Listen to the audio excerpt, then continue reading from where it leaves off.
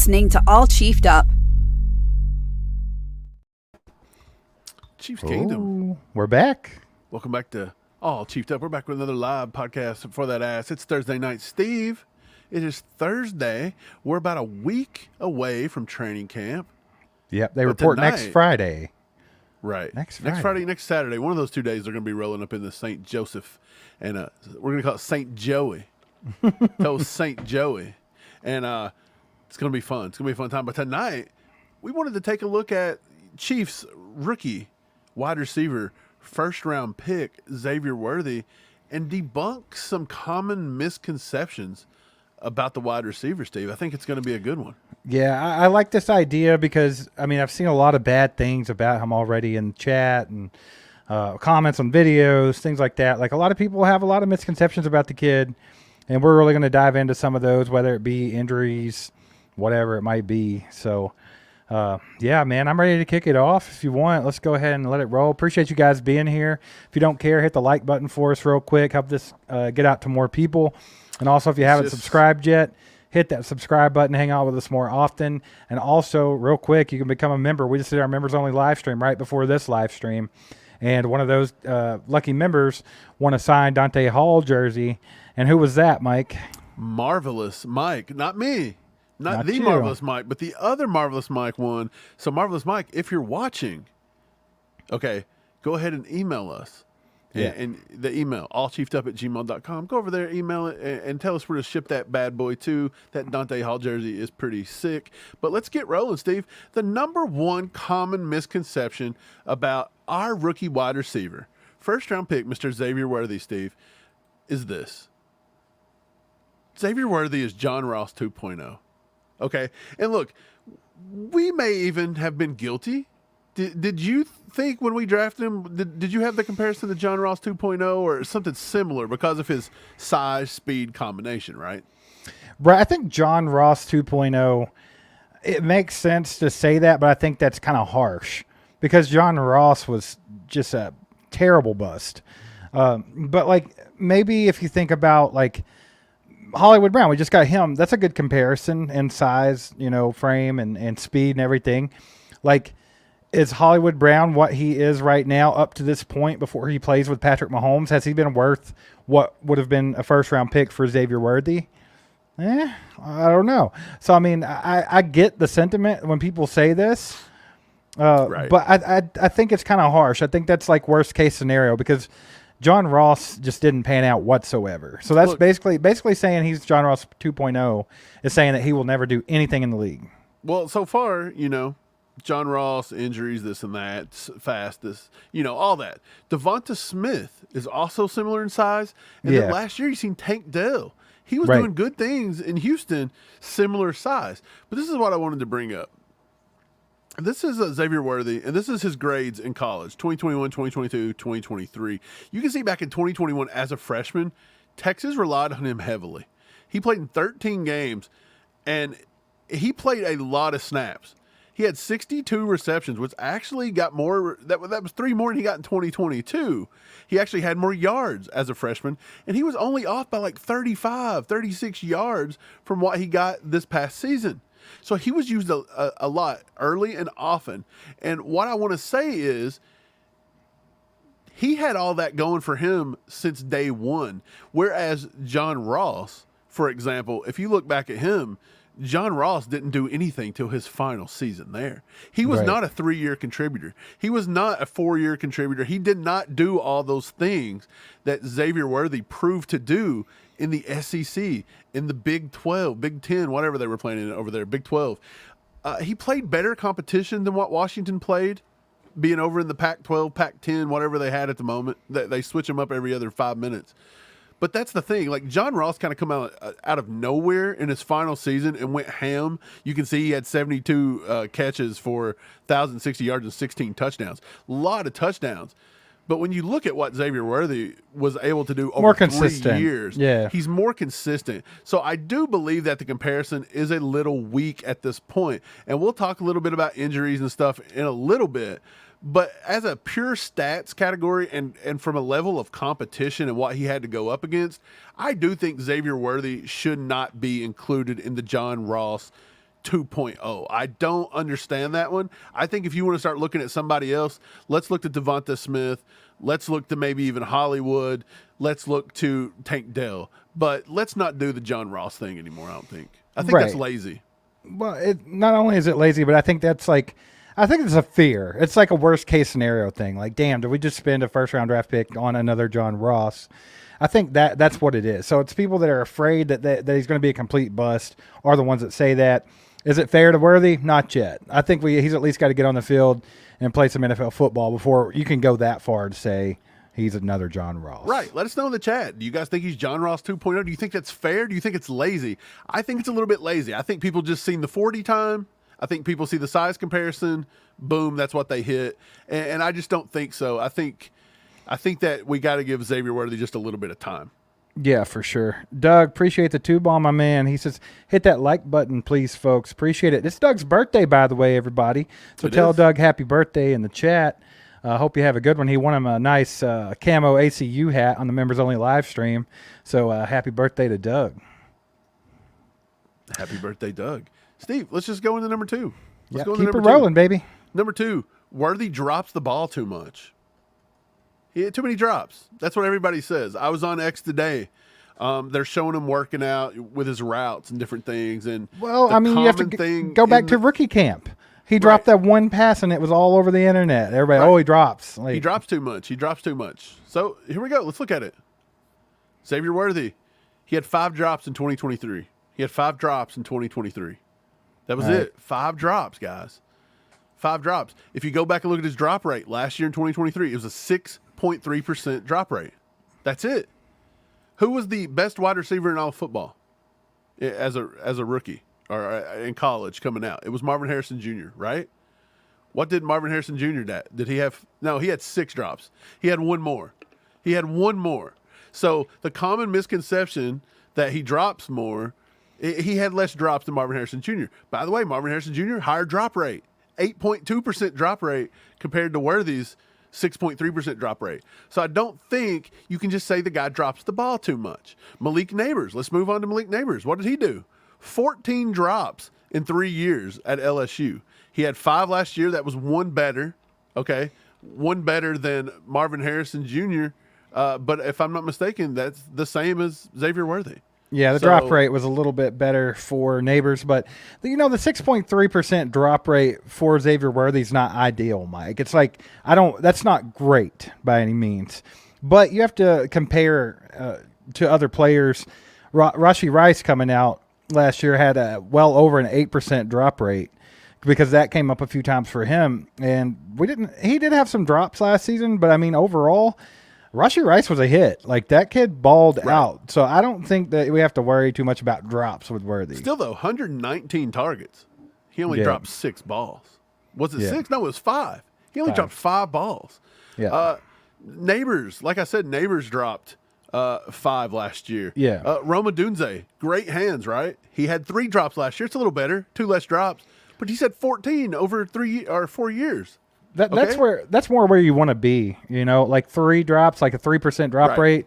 That's not terrible. But I mean, if you start looking, we talked about this with the players we already have on the team because a lot of people have that misconception about Sky Moore.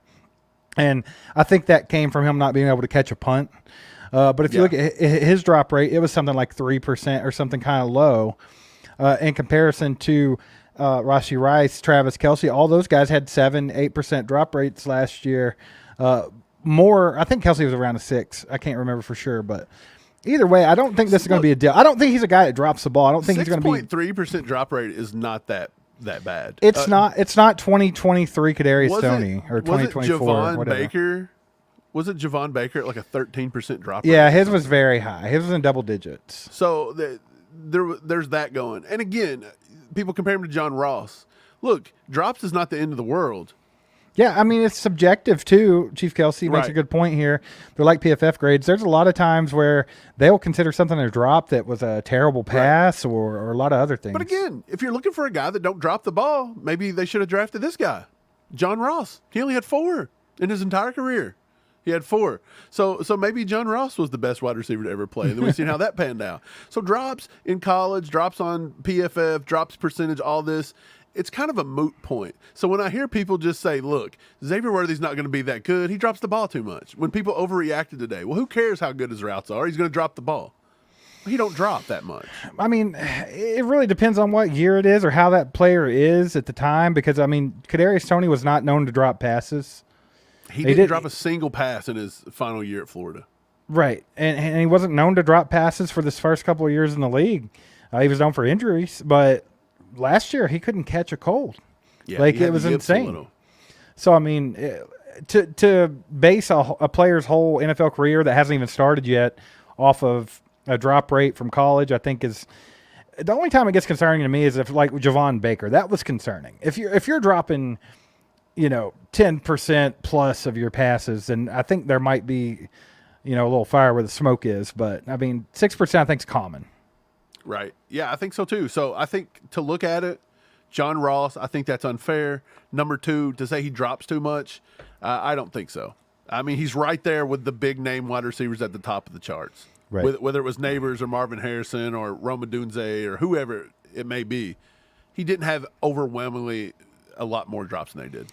Right. Julius says, how many drops did Chase have his rookie year? I don't know the number, but I do remember in his first preseason that was a thing.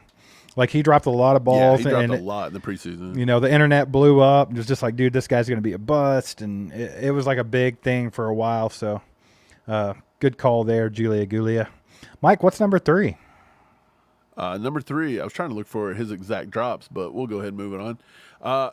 Bad route runner is what they say. He can't run routes. He's a bad route runner. I don't think this is a good assessment of watching his film. Steve, we watched tons of film on him. Was he a bad route runner? No. Everybody just says, look, the only thing he can do is go deep and use his speed. That's all they say. He's speed dependent, whatever. So I pulled this up. His success by route in his final year at Texas. Look at all these win rates here. On the 9 route, which is what everybody says he's known for, he's at a 62.5% rate there. Or that might be 82.5. I don't know. It's a little 62. Bit small. Okay, so post, 73.7 win rate. So the only ones he does not do too well, comebacks, digs, and corners. Now, I'll tell you this. The Chiefs do not throw a lot of comebacks and corners. How many times do you see us throw comebacks and corners? Not very often. A dig route, we'll throw it.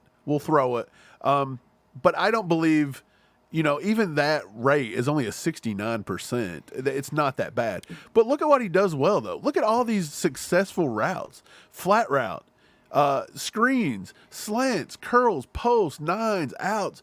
He's all over it. If he was a bad route runner, he would not be getting open. He would not be doing this. And then this is another thing that I found really, really telling on this.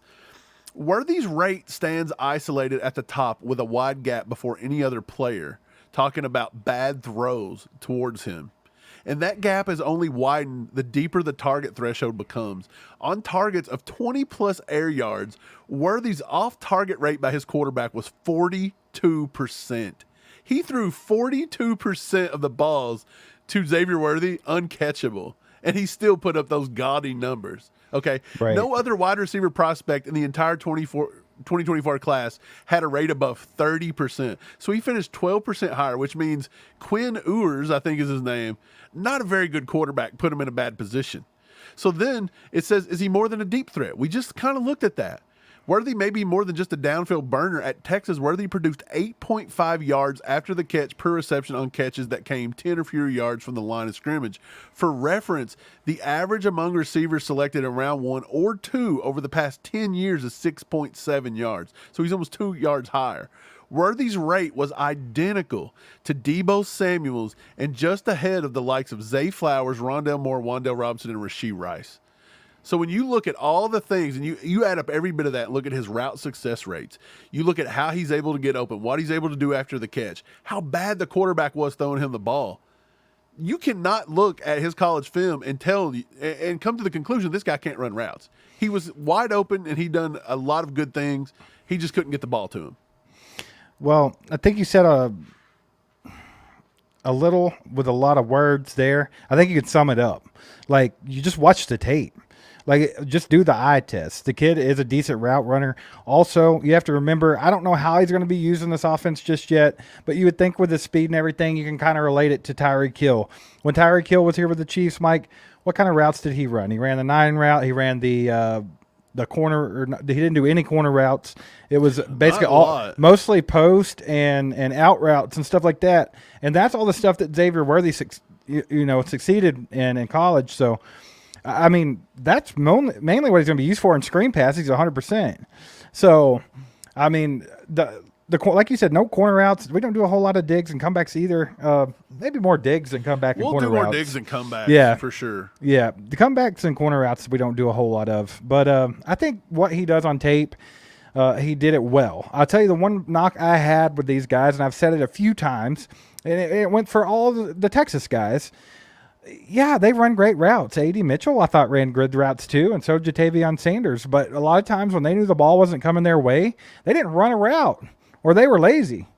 Yeah. And he was guilty of it just as much as the other guys. Now, is that going to fly in Andy Reid's offense?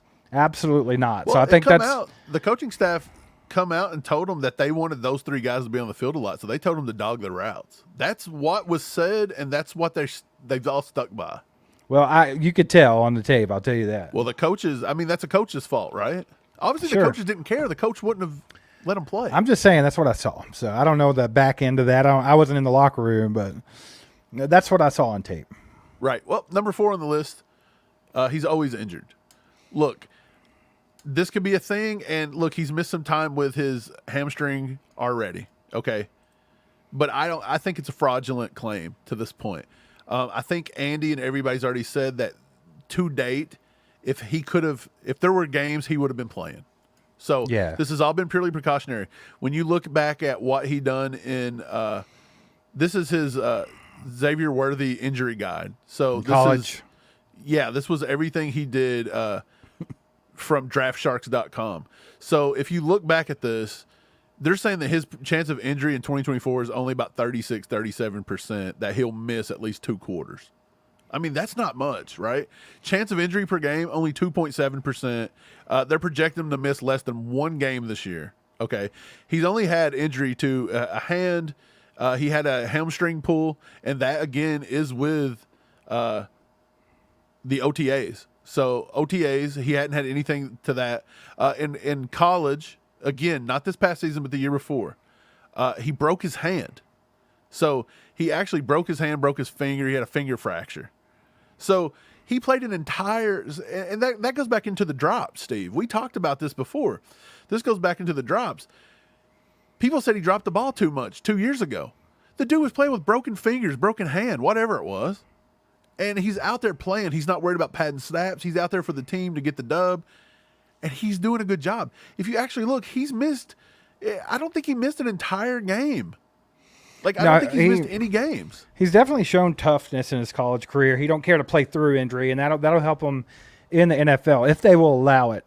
Like, you don't want your guy to turn into a Kadarius Toney to where literally, like, every time he, wakes up on the wrong side of the bed, he's on the injury list.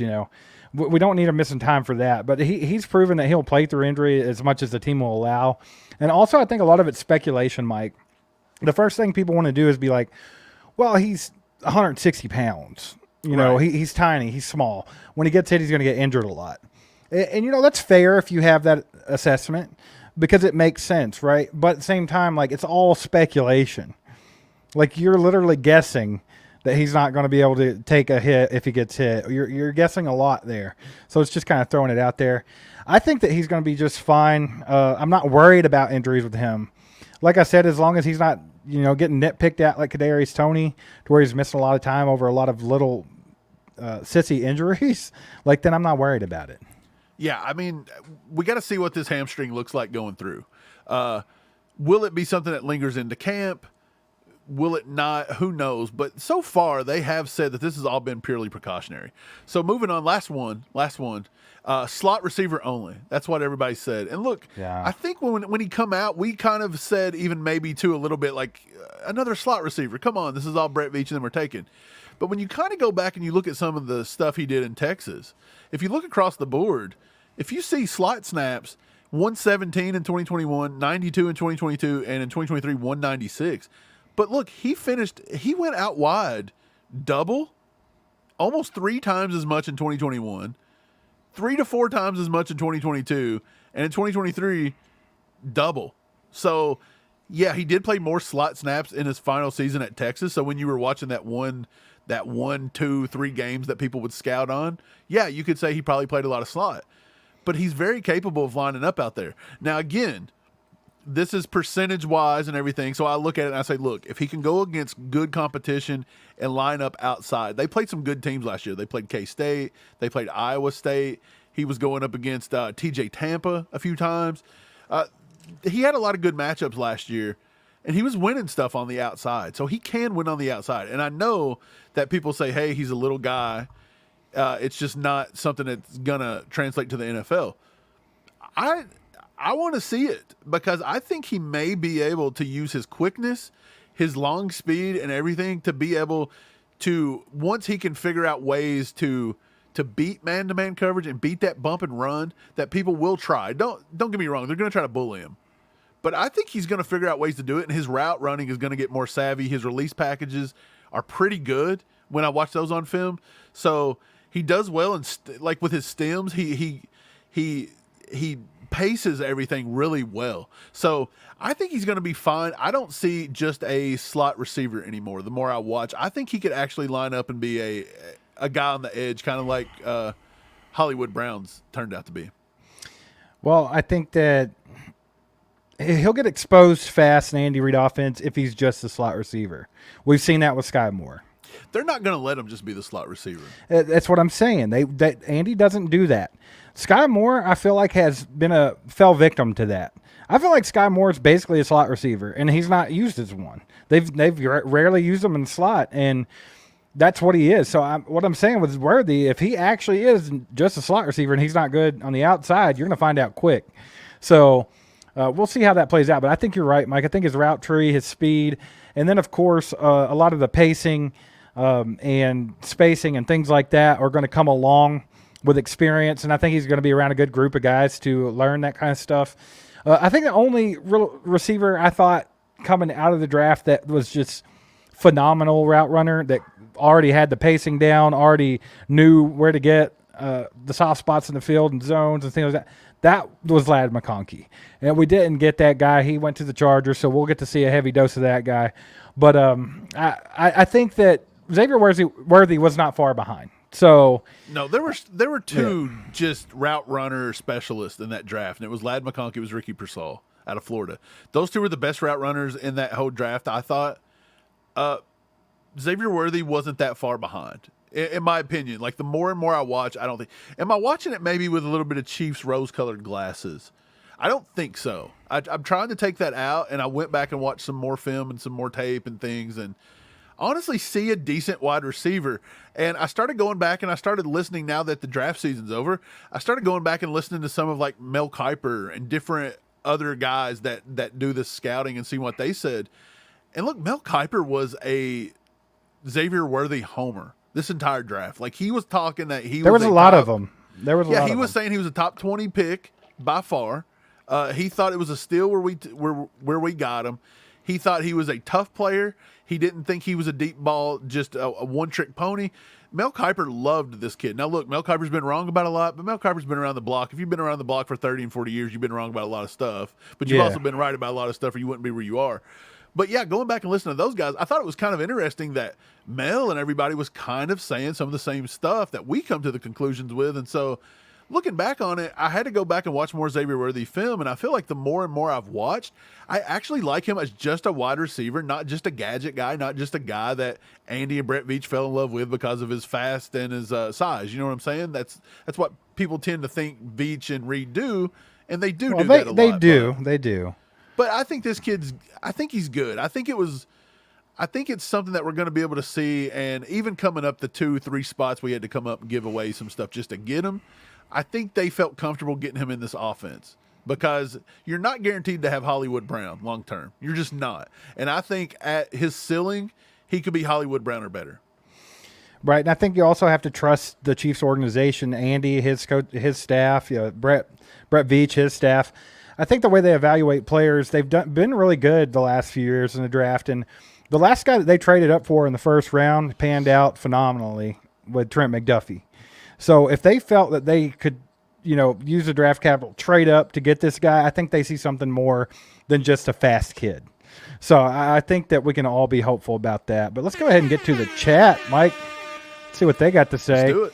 Real quick, we missed this one earlier. The 2-bomb from Gamer Player. He said his live feed's delayed for me, but I'm here. Appreciate you being here. And then we had Doug's 2-bomb. Doug also gifted out a freaking membership. Appreciate you, Doug. Let's go. And then we got a 10-bomb from Gamer Player. Says, Worthy will make Kelsey a 1,200-yard receiver this year. So his worth is the additional catches other players will make. Speed spreads that D like getting crazy here. Okay. With a few Benjamins on the dresser. Look at him. All right. So we get the sentiment. Even if you're being a pervert, we get what you're saying, Gamer Player. Let's not be a pervert, okay? Appreciate the tip. No, I get what he's saying, and I think that it could go two different ways here because he's saying that he's going to help spread the field, make Kelsey a big target. That's true. Kelsey, being Kelsey, is also going to help Hollywood Brown, Xavier Worthy, Rashee Rice get theirs too, because defenses they laser beam focus in on Kelsey. They're going to be double teaming Kelsey 99% of the time. So I think it could go the other way around too. Brian Parrott mentioned something earlier in the chat about how with the other options on the field, Worthy should be looking to be around a 500-yard receiver, and that would be success. And I fully agree with that. Like, I don't think Worthy has to come out and be a 1,000-yard receiver right off the bat. Could he? Absolutely. I guess he could. It just depends on how it goes. But I think with all the guys that they have out there now as weapons, I think like a good, solid rookie season for Xavier Worthy would be probably about 500 yards and 3 to 5 touchdowns, something like that. I'm not going to be mad at that. No, I don't. I think it's a little crazy. I've seen where there's been some polls and things, and people are like, he's going over 10 touchdowns. He's going over 1,000 yards. Look, it's possible. I'm not going to say nothing, is impossible. The kid's a pretty good receiver. I mean, he's in an offense with the greatest quarterback to ever play. If he can get open and beat some defenses, and look, I think it's all going to be determined on how much Kelsey actually has in the tank and how good he looks. Is he still going to have to demand the double team? You know what I'm saying? Like, if Kelsey ever gets to the point to where Kelsey can now be pretty much shut out of a game, single coverage, yeah, now you might have a little bit of a problem. But I don't think we're there yet with Kelsey. Gamer Player, you're fine, buddy. You're fine. We're just playing. It's all good. No, but I totally agree. I think Kelsey is going to have I think Kelsey's season is going to be a little bit better statistically than last year. I think a lot was put on Kelsey's back last year. Kelsey also missed 2 games last year. He hurt his ankle too. Right, and he was playing through injury. So I think that I think he's going to have a solid season. I'm going to go ahead and end this poll. I had a poll up, Mike. Just, do you think Xavier Worthy will be a great receiver in the NFL? Looked like 83 people got around to voting on it, and it was 87% think, that he's going to be a great receiver in the NFL. So I think there's definitely, you brought up the fact that there's a lot of misconceptions about Xavier Worthy, but I think that the majority of Chiefs Kingdom's optimistic about Xavier Worthy. I think you're always going to have those guys in the crowd that, are a little negative, the negative Nancy's, There's guys rooting for failure. There's other teams, obviously, that root for failure. Right. It's not just all Chiefs fans that I'm referring to. I'm just talking about common misconceptions. In general, yeah. And, dude, everybody has them. Everybody has them. There was some common misconceptions about, other wide receivers in this draft. Keon Coleman. Everybody said, even me included, I said he's not an elite separator. He's not going to get open a lot. Like, he's going to have to do a lot of contested catches. That's what I've seen.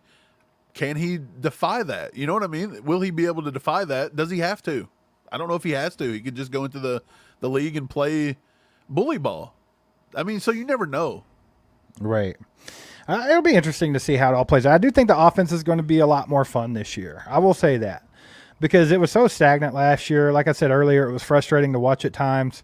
This year, they basically reconstructed the Legion of Zoom. So we got just a load of guys that can just burn the other team's ass deep.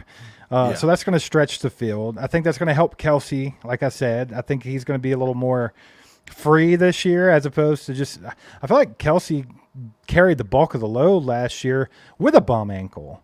You know what I'm saying? It's like he had to. Our receiver room was just so non-existent. It was, and I think that forced a lot onto Kelsey too. It did, and you noticed at the end of the year when they were able to incorporate Rashee Rice, and they actually started having, confidence in that kid to get rolling, and he was. Kelsey got better. The team got better. They went on and won the Super Bowl. They hit at the right time. So I think this year it's just going to be. I think we're going to start in a better place this season as opposed to last season. Right. Hopefully they still continue to get better and they still hit their peak at the right time like they did last year. But I do think they'll start a little better. Yeah, Cart says his only worry about Worthy has only ever been his size. And for me, with the size thing, yeah, that does suck. But again, he got down super low to break that record. Like, he really did. That's why it didn't impress me all that much that he ran that 4.2, whatever that record was. Because he was literally training for that moment. Like, he was dropping weight, doing this and doing that. I think he's going to be somewhere around the mid 170, 175, maybe close to 180. And look, again, Devonta Smith has proven in the past few years you can do it. You've got Tank Dell come in last year when everybody said he was too small, and he did it. So I think the league's changing a little bit. You're seeing a lot more motion behind the line, Tyreek Hill, Jalen Waddle, all that kind of stuff. Yeah, they're starting to get away with more and more. Yeah. Yeah, and I think the Chiefs are just on the forefront. You may see this being a new thing going forward. If Xavier Worthy was to be able to hit, then you may now start seeing this small wide receiver start becoming a thing that more people are trying to implement. How long before the NFL allows people to move towards the line of scrimmage? Like through Canadian motion. football. Yeah, because, I mean, by all means, I think Miami was doing it last year and getting away with it. So, I mean, there was a fine line there. Yeah. So, I don't know, man. I could see it going in that direction. But, yeah, it's going to be fun. So, can't wait to watch and see how it all goes down, how Andy decides to use all the new pieces he got. It's going to be fun. So, yeah. Let's see here. What do we got going on in the chat, guys? Try to get caught up real quick. The chat's horned tonight, is what I can tell. They're horned up, baby. Sorry. Got Enrique in the house with a $2. Let's go, Enrique. Appreciate you, brother. Let's go. Appreciate you, brother. Yeah. So it's just I'm gonna update the thing tonight too. We've got Gamer Player is our leader right now. You got to get it going. $12 mark. Get going, Mike. Yeah. Everybody's still horned up from that members only live. That's what they're saying in the chat. Everybody's crazy. But yeah, we're going to talk a lot more football tonight before we're done here. But just real quick, I just wanted to throw this out there, Mike. Where in the world is KWayne? We waited until the public live stream to play Where in the World is KWayne tonight. We're back. We didn't got a tie working too, man. We didn't do it in the members only live stream because we were like, let's wait. Let's let everybody have a chance to have the fun. It's time for Where in the World is KWayne. And Mike, you had time to think about it. You were trying to cheat. You were trying to, because you're trying to take the lead here on me.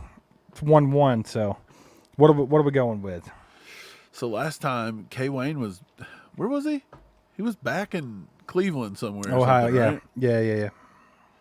I've noticed KWayne travels, in my opinion, I think he travels the eastern United States more than he travels west. Now, he has been in Vegas before, but very rarely do I hear him being out in the West Coast. And it's kind of rare that he's ever towards maybe even Texas, at least from what I can remember. So it's like you don't get that much further over than, say, St. Louis, KC every once in a while. So I feel like if you put KC right in the middle of the map, which it is basically, he stays to the east, in my opinion, more. So I'm going to guess to the east.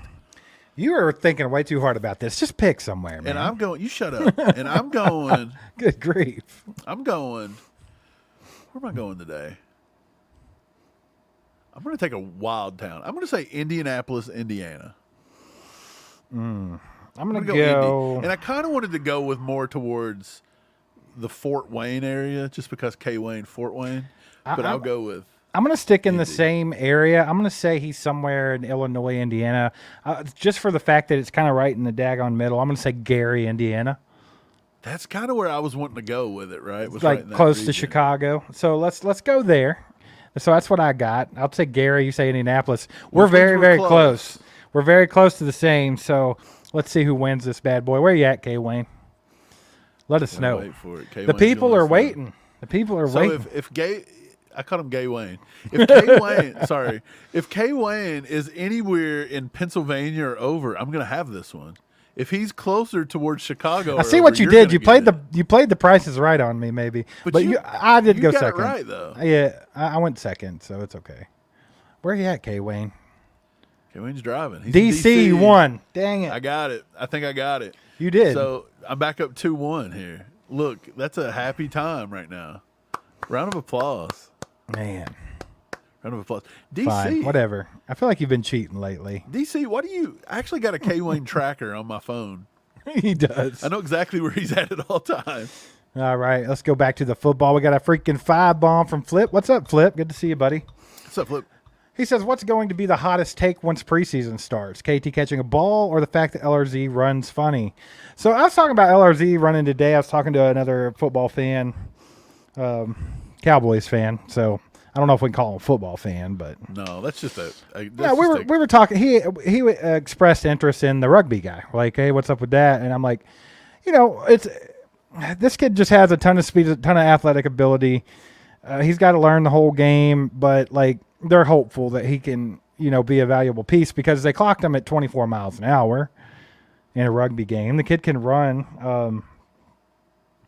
I think he does run a little upright, though, is what I was trying to tell him. Like something about him, he looks funny when he's running. I don't know if it's his form or what. It might change. Run a certain, do a lot of guys that play rugby run more upright than more hunched over, like you get taught in the NFL? Well, I'd say in the NFL, he's going to learn to hunch a bit after he gets rocked a couple times. Because if you're running that straight up, you're just a big freaking target to get laid but out. you don't think he took a lot of hits like that playing rugby? You're out of your mind. That's true. I mean, I know he did, but I don't know, man. I don't know if it's the same. I don't know. I don't watch a lot of rugby, so I couldn't tell you. But should we start a rugby channel? No. What's the hottest take, though, Mike, once the preseason starts? What do you think? What's your hot take? I think the hottest take's going to be Kadarius Toney I think it's all going to be stuck around Kadarius Toney injured or not. Because, look, if he's injured again, that's going to be a hot take of like, good Lord, how much more can we stand?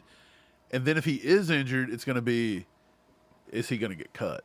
So, and I still believe that's right at that cutoff, right? The wide receiver group, again, are they taking 6? Are they taking 7? And then is the Sky Moore Kadarius Toney thing going to hold up? Are they going to cut Justin Watson?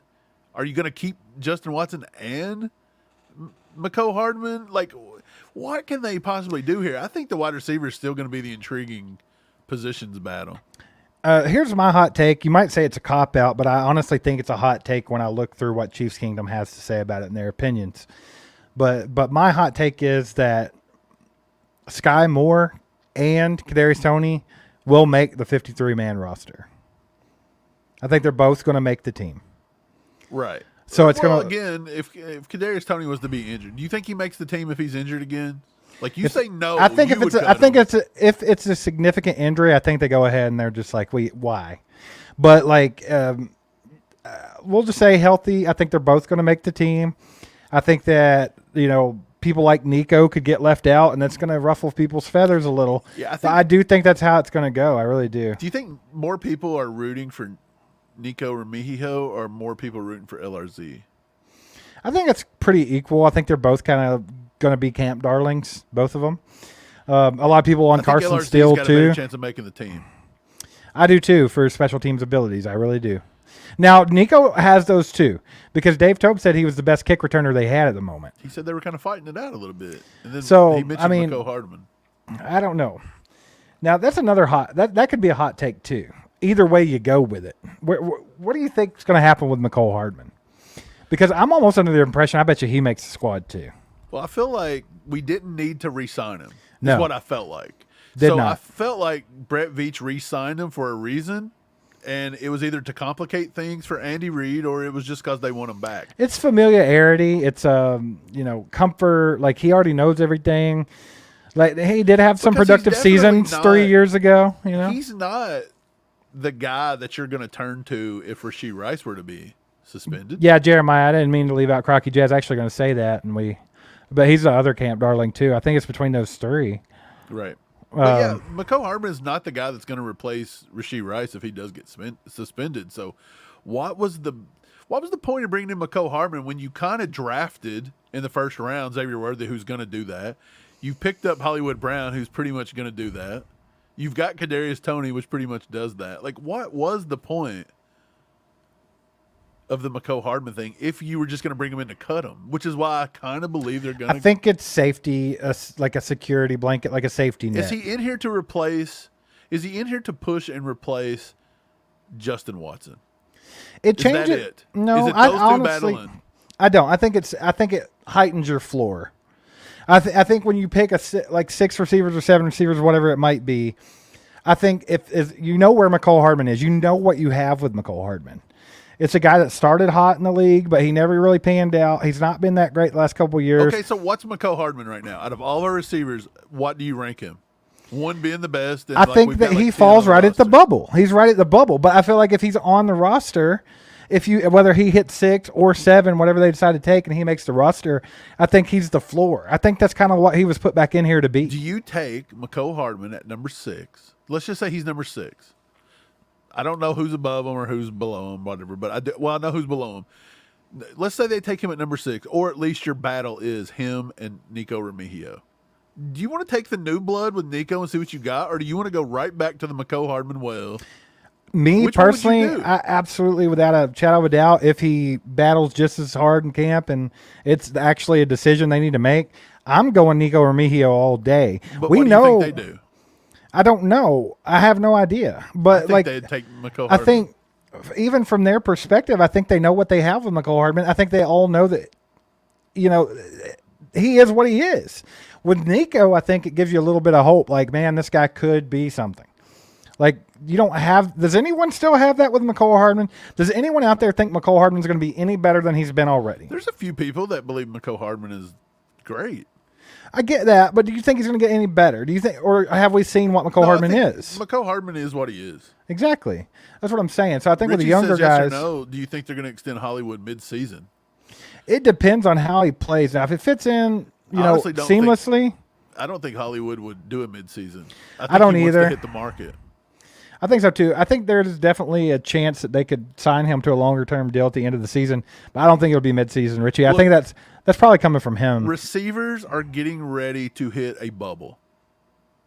Like, they're all signing for the highest they've ever signed for. It just keeps going up and going up and going up. Yeah. Tyreek's yet to restructure. There's going to be more and more and more of this crap. Jamar Chase hasn't got his yet. T. Higgins hasn't got redone. T. Higgins shouldn't even be in the conversation. He's not even a top 20 wide receiver in the league, but he's trying to get top 20 money. Okay, so at some point it's going to bust. Will it be this year? I don't think so. Is it going to be next year? Probably not so. So I think Hollywood Brown is smart and his agents are smart. Like, look, if we was to stay here in KC and sign a team-friendly 2 to 3 year deal, the next time you get your free open, get on the open market, you may not get that same amount of money you're going to garner up this year. So if he has a good season, I think he goes to the open market and I think he prices the Chiefs out. Yeah.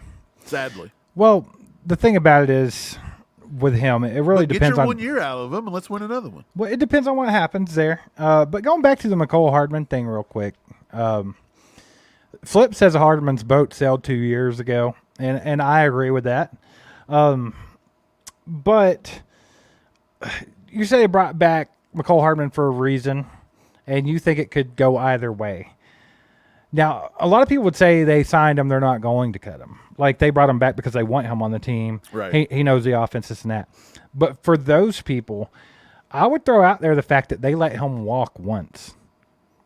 They didn't care that he left last year. No. Now, they took him back when they were in a pinch, but they've showed you already they don't care if he goes somewhere else. And I think the reason is, Mike, the best Mecole Hardman will ever be in this league is playing for the Kansas City Chiefs. He couldn't even make the team over at the Jets. He got shown up by UDFAs. I mean, he made the team, but he wasn't getting no snaps. You know what I'm saying. He wasn't playing. He wasn't contributing. He was getting beat by UDFAs. Yeah, straight up. Yeah. I don't know. Do I think Mecole Hardman could have been playing with Aaron Rodgers? Yeah, of course. Like I guess that's kind of the thing. Like the Jets were in a position last year where they brought him in because he was nice and safe, but they wanted to look at the younger guys. And we're kind of in the same situation. Are we going to now look at the Nico and the younger ones? Maybe even Justin Ross at this point. Do you still take Justin Ross if it's him and Mecole Hardman? Do you kind of want to still see what Justin Ross is, or do you say no? I'll just take Mecole Hardman and Justin Ross. You can kick the curb, go kick a rock somewhere. I don't even like that. I want to see what the younger guys have. That's me. That's where I'm at with it too. And the thing about it is, a lot of what was said in New York, coming from Sauce Gardner and some of the other guys, was that Mecole Hardman came in there cocky. He came in there acting like he knew everything. Obviously, he came from the Super Bowl winning team. But they said he wasn't willing to learn. He wasn't putting in the work. He had a bad attitude. And I think that if that's the case, man, good luck for him. Right. Rob says he's sick of seeing players come to KC and then leave after 1 year for a big deal. It is kind of annoying. But, I mean, is that not what happened during the Patriots dynasty, though? You saw a lot of guys in and out, in and out. I think we're kind of built like that now because of Patrick Mahomes' giant contract. Again, it is pretty team-friendly. But you got to think, Patrick Mahomes has eaten up almost 50% of our whole contract, isn't he? Like he's right. pretty And close. You know, and here's another thing too. And I'm not saying that salary cap. Yeah, I'm not saying that Brett Veach and crew would do it to Patrick Mahomes, but do you know, like, it's your job. If you're really damn good at your job, what happens? They put more on you. That doesn't necessarily mean they give you a raise. They don't do anything for you, but you'll have to do more work if they know you're a very good worker. They already know Patrick Mahomes can win with craft receivers. So he's in that boat. Yeah. He's like signed. so Like they got him some more this year, but look, what happens if the Chiefs don't what happens if they don't do the three-peat thing and they fall a little short? Like, are they going to be like, well, he done it with bad receivers, then we got him somebody good and it didn't look the same? And that's what I'm saying, man. like, good Lord, there's so many. Melissa says, do you think he would take the same money they offered Tyreek? He would take that. I think that's more than you get on the open market. I don't think they would ever offer that much. Yeah, because I think they were going to give Tyreek around $24 million. Yeah, what would Hollywood have to do to garner $24 million a year from the Chiefs? Like he have to come out and have almost 2,000 yards receiving. He won't get that. There's no way. Yeah, I think he would have to go. Well, he kind of set a precedence for himself by signing for just $8 million with incentives this year. Right, but I think he's looking for at least 16 on the open market next year. That's what he was. They had him around a $15 million guy last year. What did Curtis Samuel sign for? Because we thought that was a decent signing. He was $11 million on the market, and it was either $13 million on the market. He signed for around 11, or vice versa. I can't remember. Right, and we thought he was a good sign for $11 million. He's a good player. Yeah, we thought he would have been fine. Yeah. And actually, going back and looking at all the film, it was him and Hollywood was 1 and 2 for us. We thought those two fit our offense so well. And Curtis Samuel was fast. He's got pretty sure hands. He does versatile. A lot of yeah, and I mean, he was with Bieniemy. He'd done some concepts there in Washington. Steve, I seen yesterday. RG3 posted something on X, and he said that the Commanders are bringing back the yellow pants this year. The gold, yeah, I saw it. Bringing back the gold. But he asked everybody, and he said, "This is a safe space. What else do you want to be brought back? What do you think was the most overwhelming?" The Redskins' name. The name. Yeah, it's a joke, bro. People want the name back. Again, are they going to do it? No way. No way. No, because the owner's too big DC of a. and them bring that back. They're not going to do it. Look, man. Here's the reason. A lot of people be like, "Well, how come the Cleveland Indians had to change their name and the Washington Redskins had to change their name, but the Chiefs haven't?" And I think there was another team they threw in there too. I can't remember. It might have been the Blackhawks. And here's your God honest answer. The owner to the Chiefs and Blackhawks are not bowing down to you. They don't care. Yeah. Like they're going to. Exactly. The only reason those other two change their names is because they're soft. That's why. They were afraid of the mob. That's it. Yeah. Don't be afraid. If you're afraid of it, you'll get beat by it. That's all it takes, man. No fear. Tell them to suck it. Uncancelable. Tell them to suck it. You change its name? No. But look, I'm right. Suck I wish they'd bring it back. I personally like the Washington football team better than I like the Commanders. The Washington football team was kind of lame. Don't get me wrong, but I think that was better. It's always weird when, what was their options? Wasn't they like really horrible? Like, wasn't there one like the Red Sea Dogs or something? There were some weird Sea Wolves or Red Seamen? Wolves. Red Wolves. Oh, the Red Wolves. I think. That might have went pretty hard. Yeah. I don't know. There was some what's that concepts. have to do with DC? Well, here's the thing about it, and correct me if I'm wrong, but every time there's an expansion team and they come out, like when the Titans first came out, it always feels a little weird. Like it's like you have a generic football team. Yeah. You do feel Or like kinda even in the generic, NBA, back when we were kids, they had the expansion teams in Canada. You got the Toronto Raptors and the Vancouver They Grizzlies. even have, like, those jerseys that go pretty hard now. You know, They with, like, do the go little- hard. They do. Those Vince Carter ones. But even at the time, though, it kind of felt like they were like fake. It felt like it was something you made on Madden or something, right? Like those little fake expansion teams. Yeah, that's what it is. It's, anything new is always going to be odd. Because, I mean, 99% of the NFL teams have been around since the KWayne said there was one they called the Red Tails. Was that something to do with the plane? I have no idea, Michael. I don't know either. I don't care about those slapnuts in Washington. I don't either. Yep. Man, so camp kicks off in a week and a half. Like, basically, they're going to report Friday or Saturday. It starts that Monday. Thank God. Thank God. Because we all know when camp kicks off, you know, things start moving a little better. You know, like, I feel like once camp starts, before you know it, it's preseason. Dude, it's And, they go, what, 3 weeks? So I think they do like 5 to 15 practices. Plus, you know, playing in Jacksonville. We all have things to get on here and talk about to each other. We can report on camp. We can speculate on camp. We can talk about position battles, who's doing well, who's not. Like, there's stuff to talk about. It's not just a lot of, like, there's a lot of speculation in the off season, and sometimes it gets tiring, you know? It does. It gets a little tiring. Yeah, for sure. We got a 10 bomb from Sam Lofton. He says, hey, guys, what's up? Sorry I missed the members only. It's all good, Sam. Did Doug win? Doug won a ACU camo hat. He did. We did that one on a whim.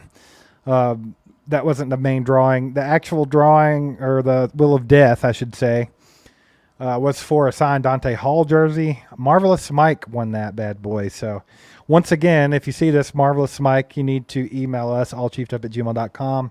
Give us a shipping address. We'll get your jersey out to you. But appreciate the 10, Sam. Good to see you, buddy. Good to see you. Julia Goulet says rookies report this Wednesday. Is that right, Mike? Do you know? I mean, don't they always report a little early? I'm not for sure. I'm not for sure when they'll actually report, but yeah, that sounds about right. They usually report like 2 to 3 days early. Yeah, so either way, we're very, very close to some action. So We're going to be reporting there, but not till August. Let's bring this up for the people just in case you haven't heard about it. Chew with the Crew 2's back. yeah, it is. It's back. Let me take off this banner for just 1 second. Let's cover it up where it is.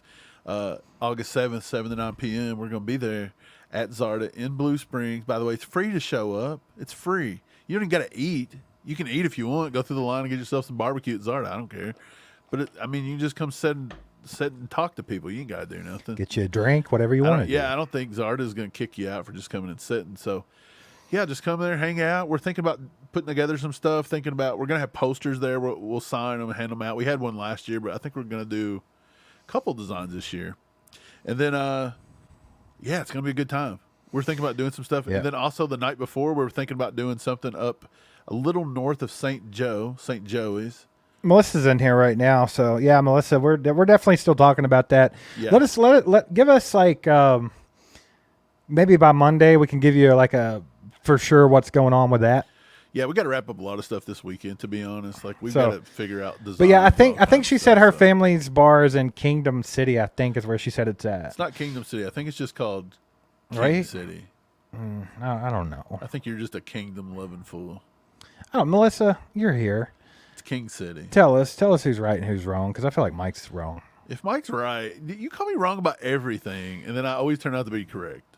That's the exact opposite of how this goes. Melissa, fix it. Hurry up. You left something off there. Yeah, it looks like Mike was right. So, King City. Yeah, that'll be fun. So if you live above St. Joe or near St. Joe and you can't come down to Zarda in Blue Springs, I mean, we're going to be up there maybe the night before. So hopefully we'll get that together. And we're thinking of something cool to do. Like, we're trying to come up with some fun ideas. Melissa's talked about wanting to do like a live podcast or something, which we've talked about it. We've also talked about to just doing some other little things that are kind of fun. So we'll figure it out. We'll let you guys know. But yeah, look forward to seeing everybody there. Brad, nobody asked you. You shut up. The other 5% of the time, I'm just not as right? Mike, KWayne said I'm on fire tonight, baby. Mike, they're just quit pumping them up. Hey, you're all what are y'all gassing me doing? up. I love it. Why are you doing this? Well, the other day I was having like a brain fart meltdown. Remember, I couldn't think. I was jacked up on Mountain Dew. Yeah, see, no one wants to remember those nights, you know. I mean, when I'm so few and far between. You know, when I'm trying to hold you together, you know, and no one gives me any credit. I'm just messing with you. Let's see. Well, I clicked the wrong thing. Gamer Player says, I actually import Zarda barbecue sauce to my home in Phoenix. I worked there in the 89, in the 80s, I think is what he meant to put. So I love Zarda's barbecue sauce. I don't put Zarda in my top 5 barbecue places or anything like that. Like, they're not even close to that for me. Right. But their Zarda ghost sauce is my favorite sauce out of anything. Like, that ghost sauce is phenomenal. Yeah. By the way, a lot of you guys watching are from KC or from the area. Me and Steve, when we go there, there's been a lot of barbecue places that we haven't got to try yet. Let us know where we should be going. Yeah. See, Mike, I was on to something here. Let's say we're going to turn it into Kingdom City, baby.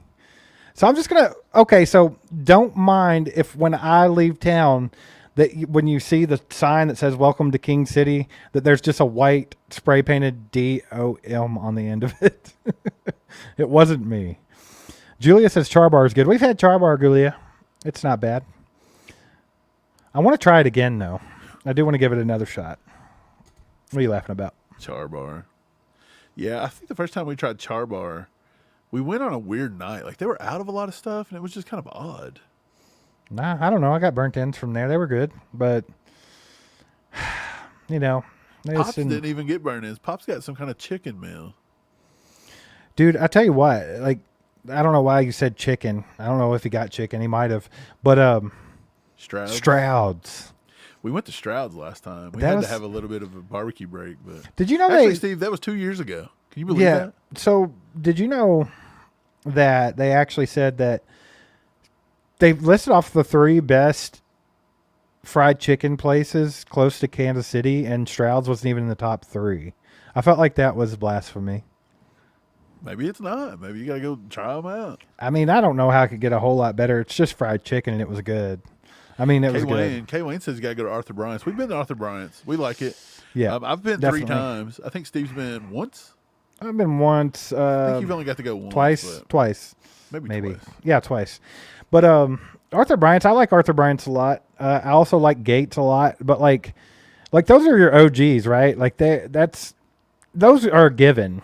You know, those are like the staples. So a lot of people said to try Chef Jay's, but we went and looked, and this cat's not even open except for like 3 days a week. So he's not going to be open the entire week we're there. Yeah. Which I think he's also associated with Char Bar one way or another. So that's what I hear anyway. Look, I'm going to name a barbecue spot, and everybody at the same time just write yes or no in the chat if it's worth trying, because there's 2 that people told us about. Number 1 was a place called Rosedale. Rosedale Barbecue. Is that a yes or a no on that one?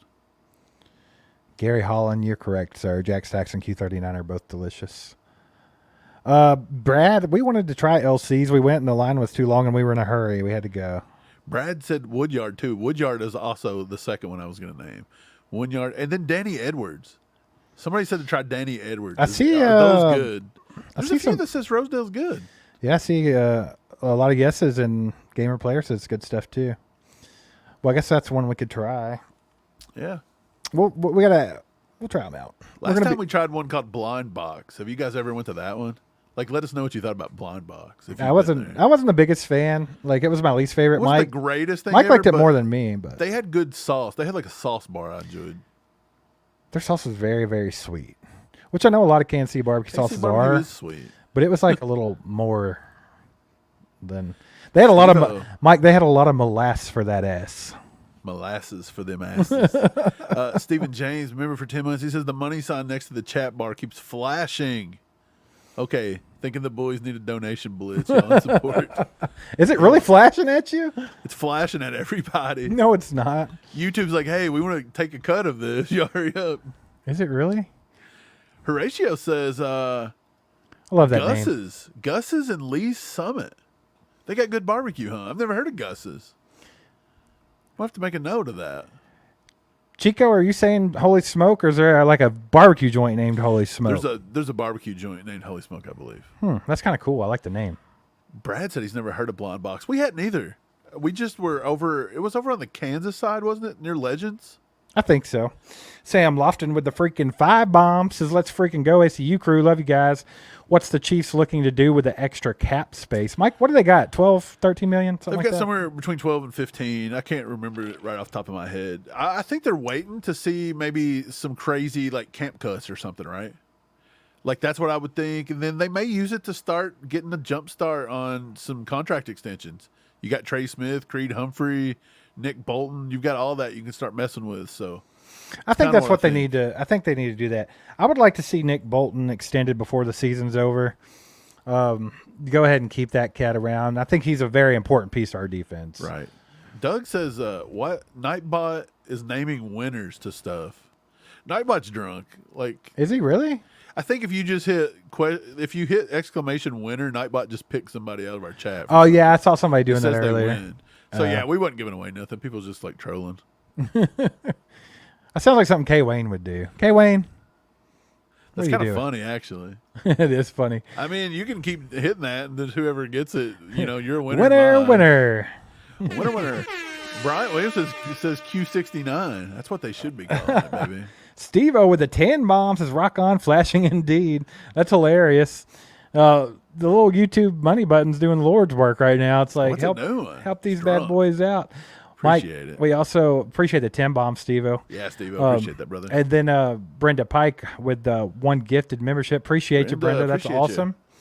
Yeah, we need to grow the ACU crew, guys. We got to look in, and when we did the members only live today, we had less members than we did last month. We can't go backwards on that. We gotta. Well, we're speculating it's because it's the off season, so everybody's kind of we gotta build the crew up, baby. Build the crew. Oh yeah. Also, Steve-O, appreciate you reaching out. I know he said he was close to. Where was he at? He was asking if we needed anything. He was close to something, and I was like, "No, man, don't be spending money on us." But I appreciate you reaching out. Man, I think Steve-O was the one that sent me that clabbered milk that time. He did. That was him. Boy, that was one of the worst days. Good times. Yeah. My Eagles tears. Gamer Player says all NFL'd up. Go nationwide, guys. So it's funny about that. Like, I don't know if we'll ever do that unless we're kind of forced, our hands forced by YouTube. I feel like when you get to a certain point, you might have to branch a little. But, like, for now, that's not in the cards. But we do the time, like the Times Your section to like give you guys the comments of our stuff. We also made the segment of Beyond the Kingdom. That way we can do a little bit more NFL talk, and that way when news is slow and there's big news in the NFL and everything, we can cover that as well. And I think everybody here, even though we're hardcore Chiefs fans, are still interested in bigger news around the league, and a lot of the big news around the league, impacts the Chiefs in a way or another. So yeah, we're definitely going to be covering a little wider base. Jeremiah, let's go, baby. Jeremiah with the 5 gifted. Let's go. Mike, Jeremiah, I think, just took over the... he did. I was just getting ready to mess with that. Update that bad boy. Loving it. Jeremiah, you're the man. Appreciate the support, brother. Man, we got all kinds of weird new clips that I haven't got to try out yet. What? I see them over here, Mike. Mike's been adding to stuff. Yeah, Jeremiah, 5 gifted memberships. This is what it does for everybody. He has an erection. That's awesome. That's yeah, great. I see all kinds of new ones, though. I'm going to be hitting those bad boys up. Appreciate you. Yeah, man, I'm just ready for everything to get rolling. Usually, right, like we go to camp usually in August, first week or two. And that means that preseason actually kicks off around the week we go, which this year it does. That week is the first preseason game. So, like, once we get to KC and have the chew of the crew and everything, It's football season, baby. Officially, Yeah, it's kind of like a little. start It's kind of like a little kickoff party. Saturday. You know? Yeah. Yeah, the Chew of the Crew's kind of like a little kickoff party, huh? Yeah, for sure. It's gonna be fun. Be a good time, and I'm just. It's good to know that when that's over, all said and done, Mike, and we're settled back here in Kentucky, it's football season officially. Like no more waiting, baby. No more. I'm tired of the waiting, man. I'm ready to see camp and see what happens. I hope everybody what's your wish in camp this year? What's your number one wish throughout camp? You're gonna get a lot of. I just want health. You're gonna get a lot of nice, healthy camp. Cut Sky Moore, cut Kadarius Toney. You're about to get. I just want a healthy camp, and that includes Kadarius Toney. Like I'm not rooting for the dude to suck. Like I'm tired of it, to be honest. Right. Brad says you guys watching the Netflix receiver show. George Kittle is the most obnoxious person I've seen in a long time. Like he'd be kind of obnoxious. I haven't got to see. You know, that's kind of weird actually, because first I haven't watched the show, but I've actually seen George Kittle on different podcasts and things like that, and I didn't get that vibe from him there. But obviously, this is a different beast. Like you get to follow him more. Did they follow? Are they following two people with the 49ers? Are they following Debo too? I don't remember. I think they might. Do you know how much they missed? Could you imagine if you wouldn't have done quarterback last year and you would have done the receivers last year and you would have got Travis Kelce on there, what they would have got? Actually, they may have screwed up because you may have not got like the Taylor Swift release forms and stuff. But could you imagine how much money Netflix would have made off that if that was they missed it by a year? Well, huh? I mean, they were obviously trying to do another quarterback, but just nobody would do it. Like Joe Burrow turned it down. Jalen Hurts turned it down. Why would Joe Burrow ever be asked to do quarterback? Man, if you think about like Jalen Hurts, he has the personality of the wall over I thought here. Jalen Hurts was going to be on the running back one with Lamar. Dude, no next kidding. season. It's funny you said that. I actually saw something where someone had posted clips of Lamar Jackson when he was playing at U of L, which absolute monster at U of L, no doubt. We're right up the road from us. We saw it. Healthy dose of it. Great player. But they posted his highlights, and they were like, can't believe so many teams saw this and decided to draft Sam Darnold and whoever else. So I turned the clips on, and you know, out of 3 minutes of highlights of Lamar Jackson at Louisville, there was one passing play. One. That's why they drafted Sam Darnold ahead of him, okay? He wasn't. Remember, there was a lot of people saying that they didn't even know They if he'd thought be he a quarterback. They was were going to move him trying to to talk receiver. him into being a slot receiver. I'm pretty sure he would have been a hell of a good one, I think. But Yeah, if he can catch the ball, I guess. I don't know how that would have went. But what you got here, Mike? Kathy says Yeah, she wants a standout running back and growth from FAU, and I'm down with that. I mean, the standout running back. I know she's not talking about Pacheco, but is it going to be Prince? Is it going to be LRZ? I think Prince is going to find a way to make the team, and I honestly think it's between Prince and Keontae Ingram. There was a lot of hype about Prince last year. Like he was a camp guy. Like, well, it wasn't really a camp guy, but like it was more pre-camp. In the preseason, either when he got his opportunities, it didn't look all that great. Yeah. It wasn't as good as people were hoping. Melissa says Joe wouldn't have made it through all the episodes of quarterback. Absolutely right. He was getting his back blown out in Paris. Melissa also says she's going to be at Zard. I hope to see a lot of you there. Let's go.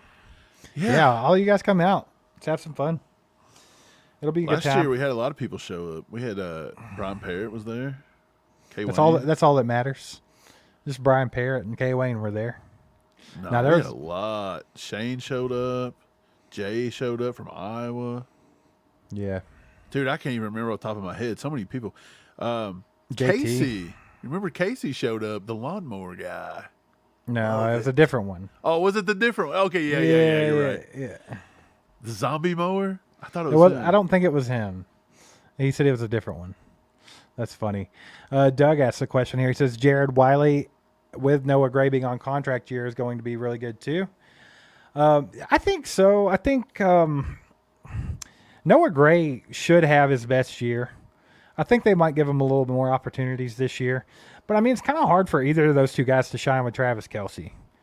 It really is. I think we're really going to see what we got with those two post-Kelce. But like for now, I think Gray gets a little bit heavier dose this year in his contract year. Jared Wiley, I think a lot of people are, very hopeful about Jared Wiley, and I am too. And I think that they will use him in some red zone packages, but I don't know how much Jared Wiley you'll see. Do you think if Noah has a pretty solid season, because like you said, it's not going to be elite or anything.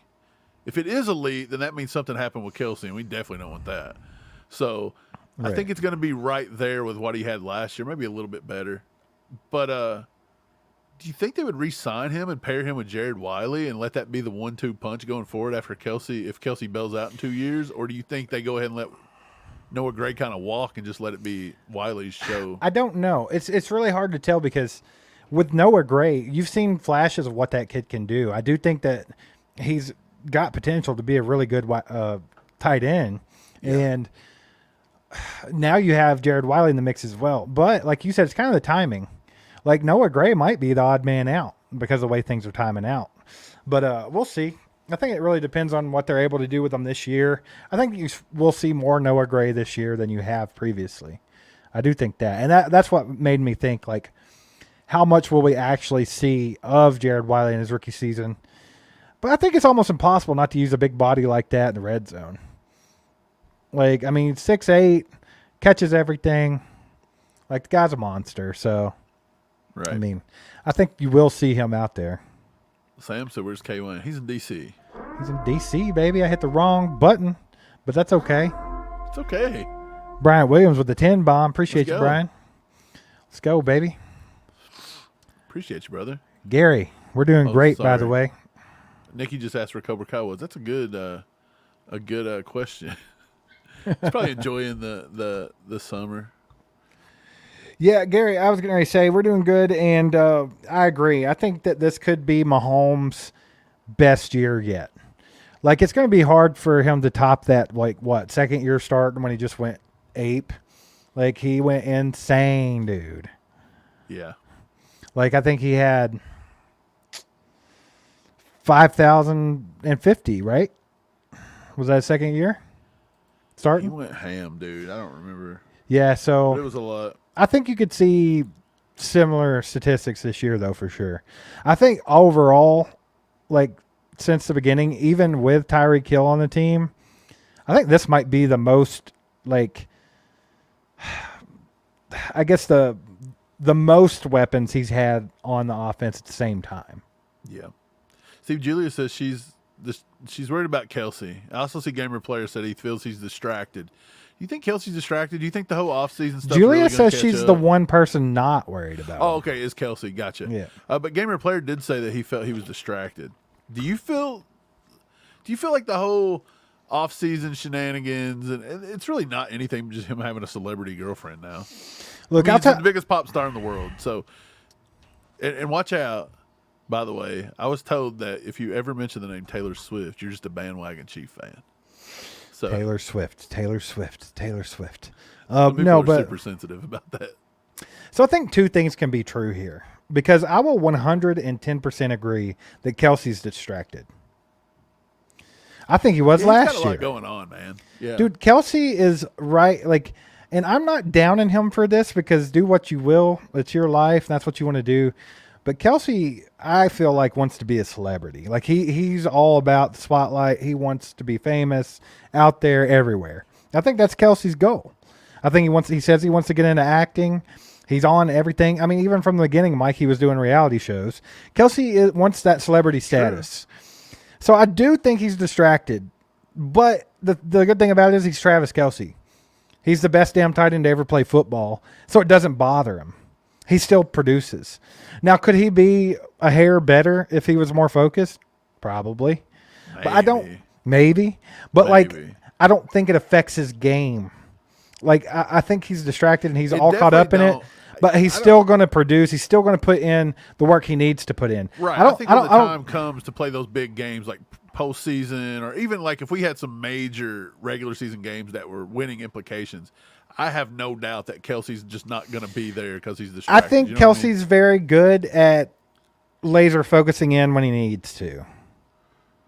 What's kind of You know what I'm saying? right? Like he's a vet, Yeah. so you don't have to put as much work into practice and all this. Like he knows the playbook in and out. Him and Mahomes do a lot of stuff like willy nilly, like freestyling. So I think it's when the time comes, Kelsey's always reliable, in my opinion. Now, if it was to change and this year you see something weird happen and you see a shift, then maybe you get a little scared about it. But what are you going to do? Right. You can't go to him and be like, hey, No, man, Yeah, I'm all break up good with with that. your girlfriend I'm there. not. I'm with Julia though. I'm not worried about Kelsey at all. Sam Lofton said, "Who's 6'8"? I was talking about Jared Wiley. I think he's actually listed at 6'6", but all the players say that he's 6'8". They say it's massive. So 6'8". Huh. yeah, they said he just towers on the field. Yeah, you I know? think KC's site says he's 6'6". 6'6" is what he's listed at. But yeah, he's apparently just a monster. So I'm gonna you're gonna what? see what he showed up at the combine weighing because that's Well, I hate very this accurate. thing. It just makes me click the wrong stuff all the time.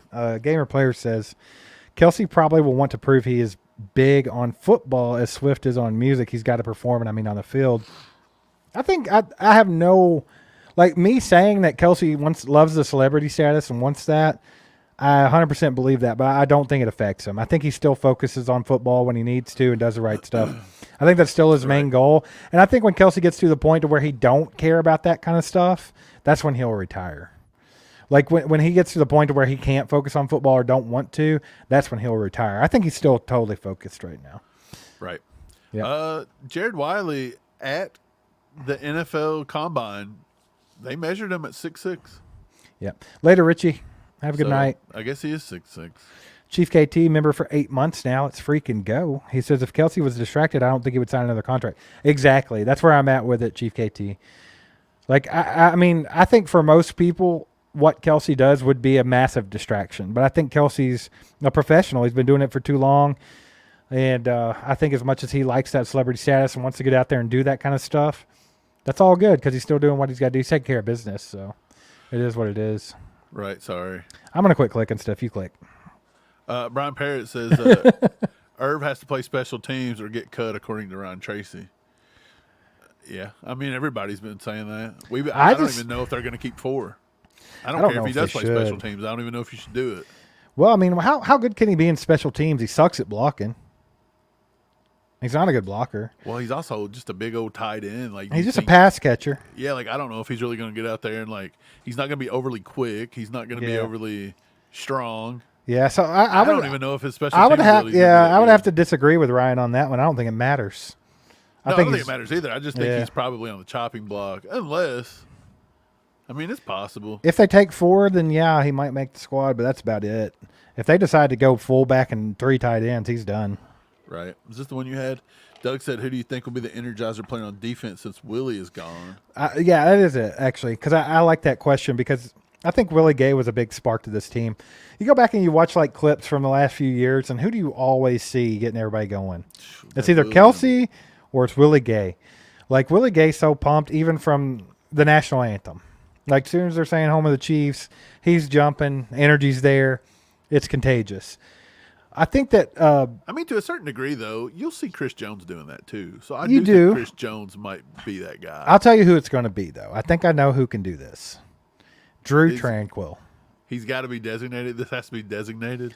I think Drew Tranquil has that kind of energy. And I think now that he's a second year in, he's more comfortable. Yeah, he's you a think vet. He's like he's ready. Like he feels like he's part of the team. Like last year, was like he was Absolutely. proving himself a little. Well, absolutely. But see, he did this last year in a different way. Nick Bolton went down with injury. Nick Bolton runs our defense. I mean, he's the quarterback of our defense. Steve Spagnuolo says so. Trust him. Well, guess who stepped in and did it seamlessly? The green dot himself. It was Drew Tranquil. So he kind of did that last year. I think he can take that void this year in a different way because, God willing, Nick Bolton plays every game this year. And Drew Tranquil is going to be out there as well. I think he seems like a hype kind of guy. I like it. Yeah, for sure. Brad says, have you seen Kelsey's latest haircut? He's clearly distracted. What did he I do? haven't. What did he do? I don't know. There's no telling, man. Is he going to bring out El Travador for camp? I think El Travador's coming back, right? I think It's so. got to. It's got to. It's like a tradition. Can't break tradition. Michael says, do you think Reed's going to make 2 tight end sets more often? He runs a lot of 12 personnel. He does.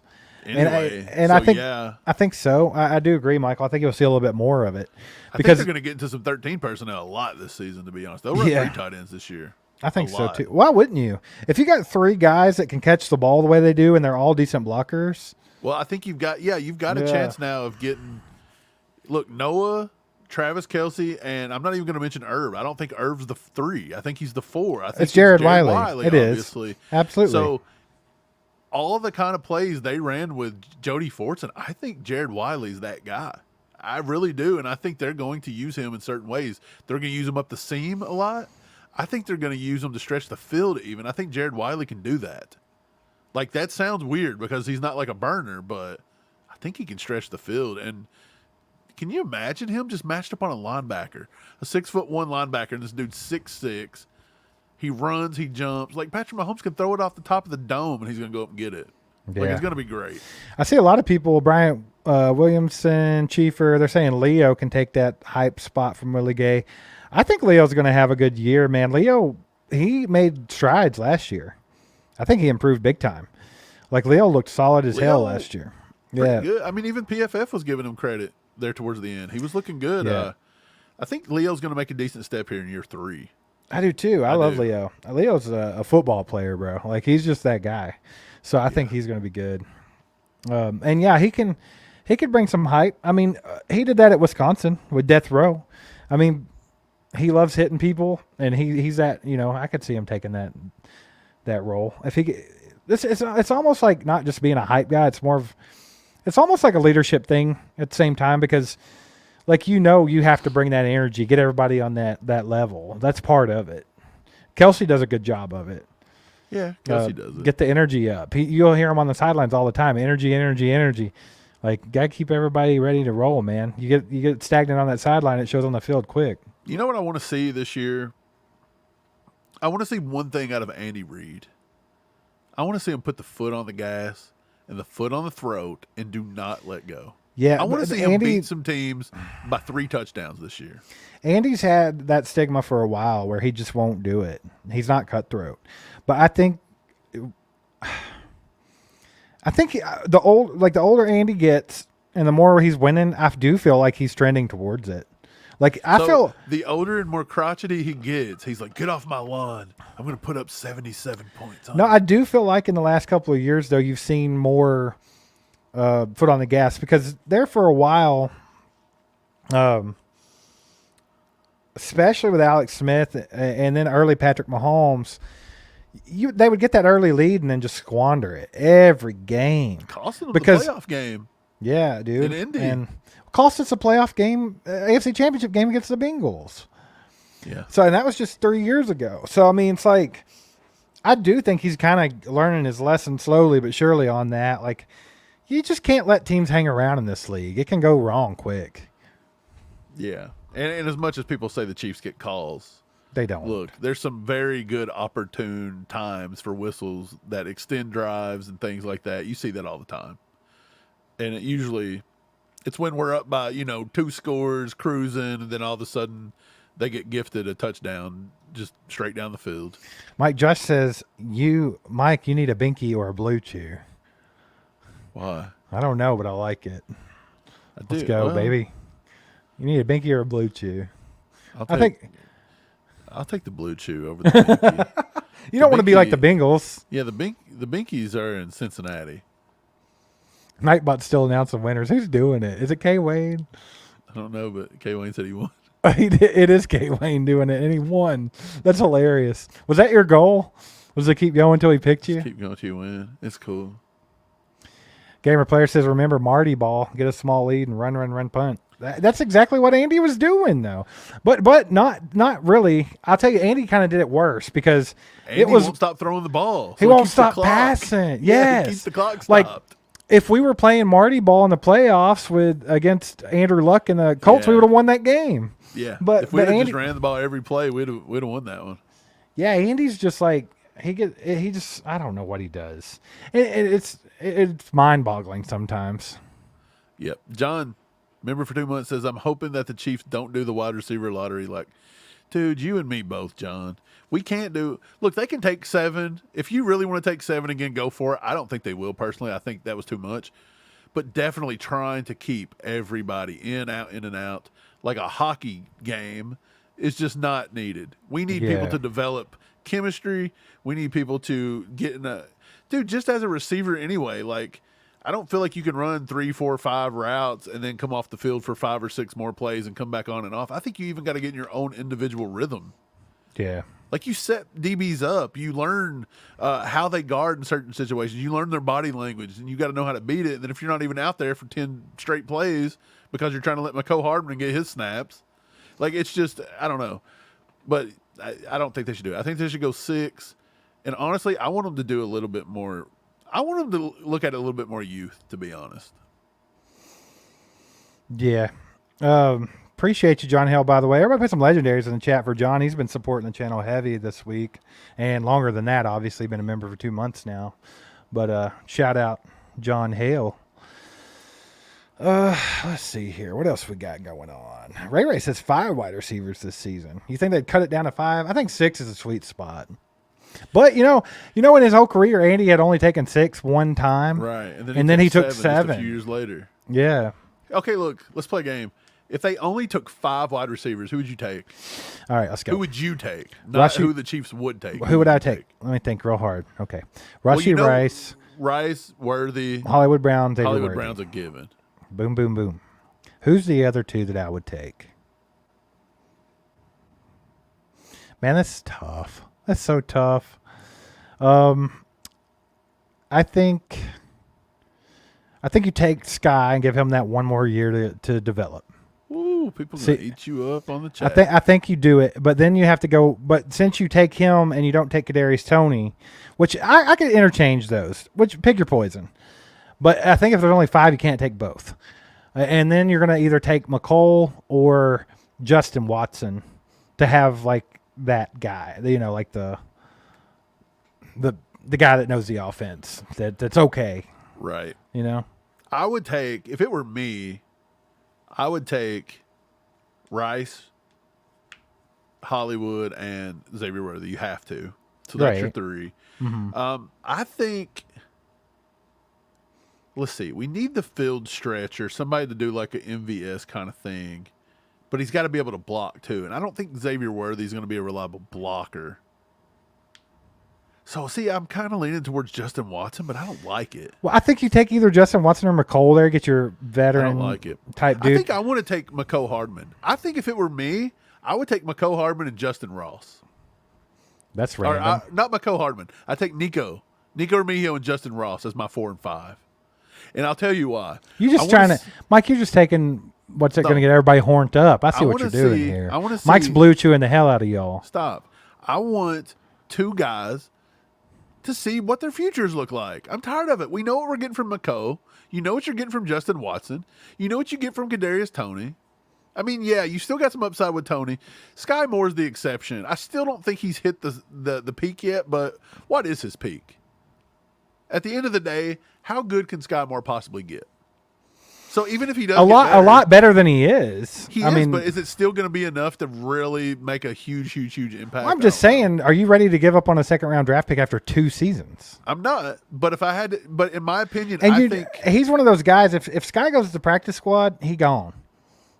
You don't get a second chance with that.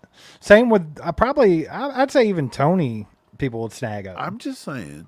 I want to see what Justin Ross could do if given a huge opportunity. Well, he gets to see it. He's been in there, though. And Nico Remigio, I think, has got potential. There's something about him. He knows how to get open. I went back and watched a preseason game against the Saints. I watched the preseason game against the Cardinals last year. I went back and watched the preseason games against the Browns. Nico Remigio found the way to get open in the zone. He was very route savvy. And to be honest, Amir Smith-Marset was too. And they just up and traded him. But he was pretty good at finding the way to get open back there. Well, you know, everybody looks pretty good at finding a way to get open when they're playing 3rd string on the other teams. Right, but look, Nico's not going to come in and play. He's not going to be the one. Look, man, if you your put Rices and all them are getting your I know, best but matchup. like what I'm saying, if they put Sky Moore, Kadarius Toney, Nico Remigio and Justin Ross out there against in the preseason, left them out there the whole game, they're going to tear teams apart. Like, they're going to look like they're Pro Bowlers, you know? I want to see. Well, the thing is about Justin Ross is I think he's probably done in KC. I do too. I just don't know how. Because it's going to be I don't very know tough. How you get him in. I would keep him because, like I said, I still think he's got something there. But at the end of the day, we don't use receivers like him. We just don't. Right. Well, like, I just going to bring this up, and I'm not picking on you, John, by any means, because this is a popular opinion. But, like, I'll ask you, Mike, because you said you would take Nico, right? Yeah. How can you tell me that Nico's better than Sky when Nico's never played a snap in the NFL? I can't tell you that, and I'm not gonna BS you. I can't say he's better. I think Sky is not being used 100% properly. I think Sky still got a second. I think he's got more in the tank. Don't get me wrong. I don't think he's as bad as Chiefs Kingdom does. Like, you know that. Right. But at the same time, if let's say Sky Moore have a scale from 1 to 10. 10 is a Hall of Fame wide receiver and a 1 is a scrub that can't make a team. So you're not even a practice squad. So is he a practice squad player? Is he around a 3 or a 4? He's barely above that right now. After 2 years, Sky's somewhere around a 5. He could go either way. But at Sky's max, his max is maybe a 7.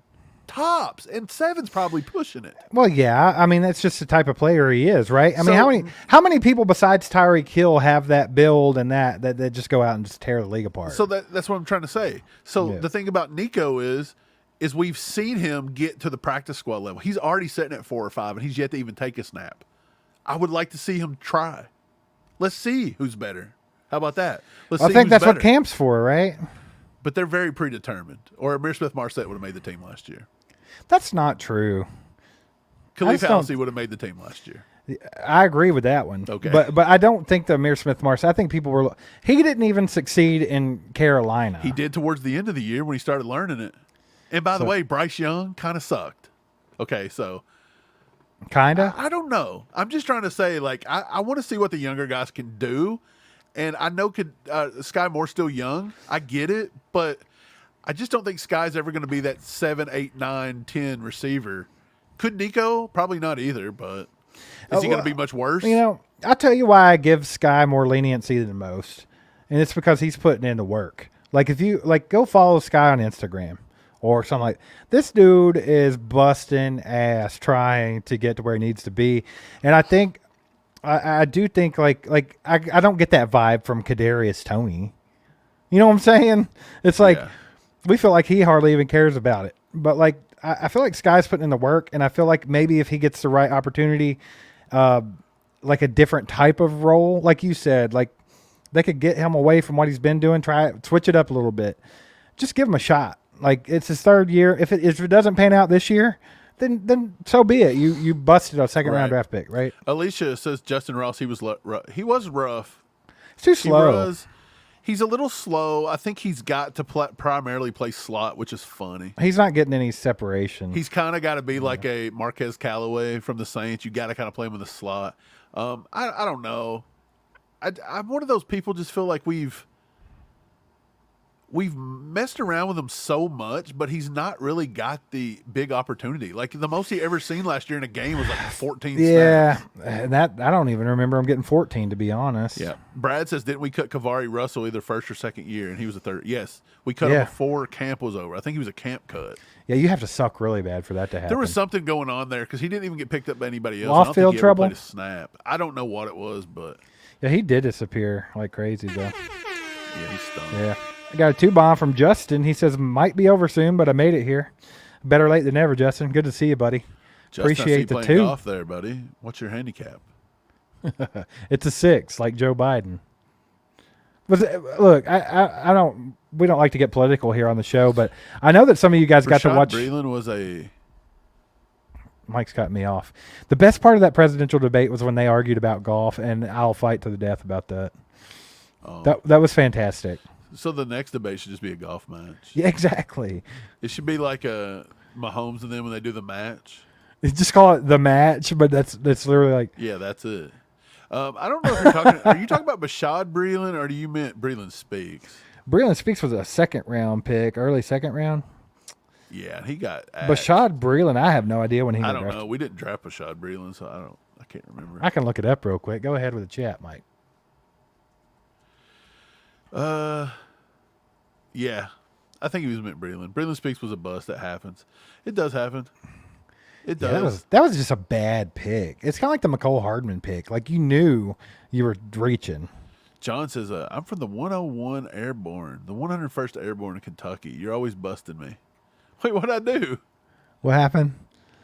Oh no, I wasn't busting you. I was just. I said I wasn't picking on you, John. That's awesome. Thanks for your service. And in Kentucky, were you at Fort Knox?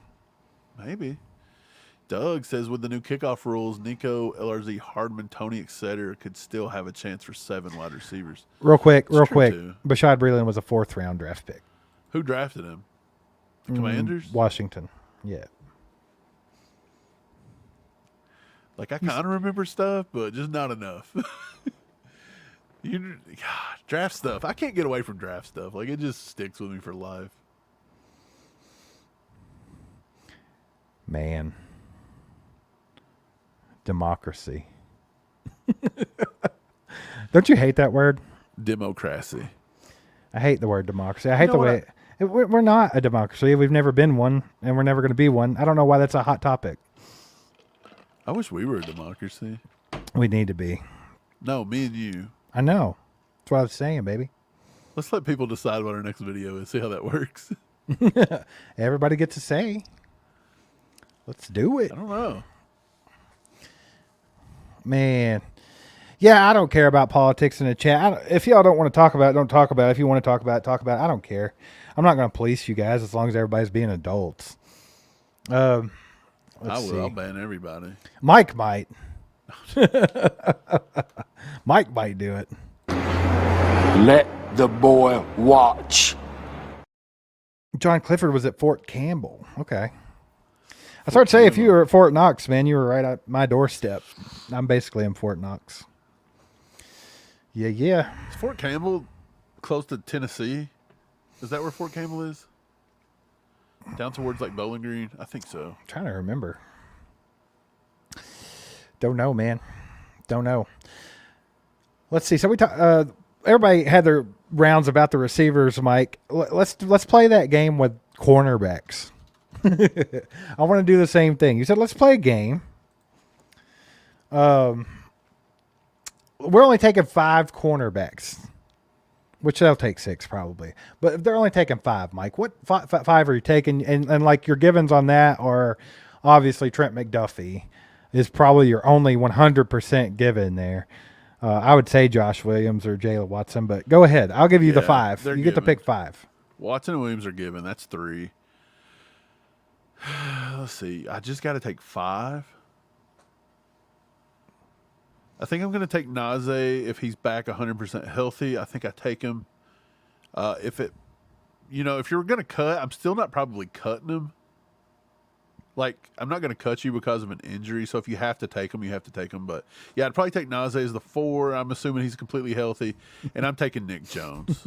Ooh, do running backs. I'm taking Nick Jones. And I'm taking Nick Jones over Kamal Hadden too.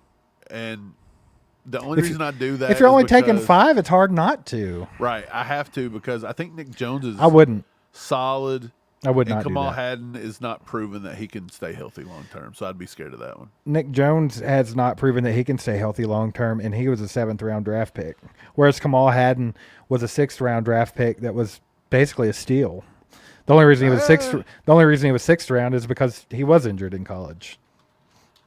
If I'm not mistaken, So there's Nick Jones did not there's an miss that argument much to be time. had there. I'm just saying. I'm not trying to just fight about it and say I would take Kamal Hadden, but there's an argument to be made with that. Because he was a 7th round draft pick, was he not? Who?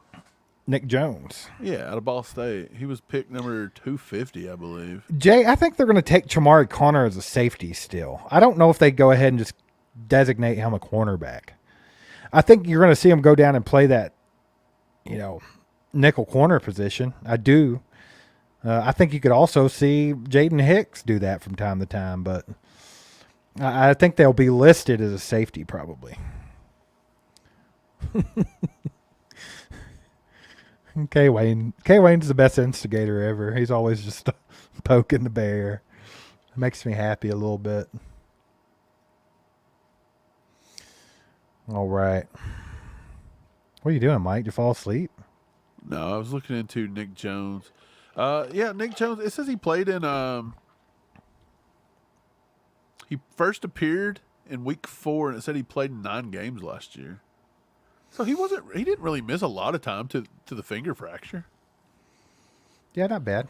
Like you think he missed a lot, but I don't think he did. I think he was just pretty much down the depth chart. So Joe says Andy Reid plus some other Chiefs in the Hallmark movie.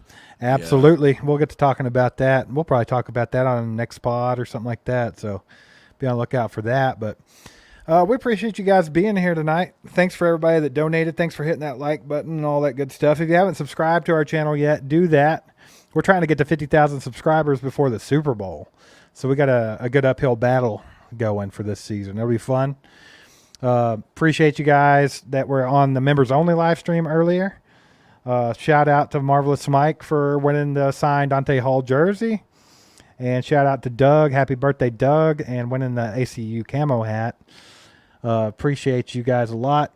And I think we're going to call it a night, though. We've been going for probably close to 3 hours now, counting both streams. So we're going to get to work on some more content for you. Be on the lookout for that this weekend. And y'all have a good weekend.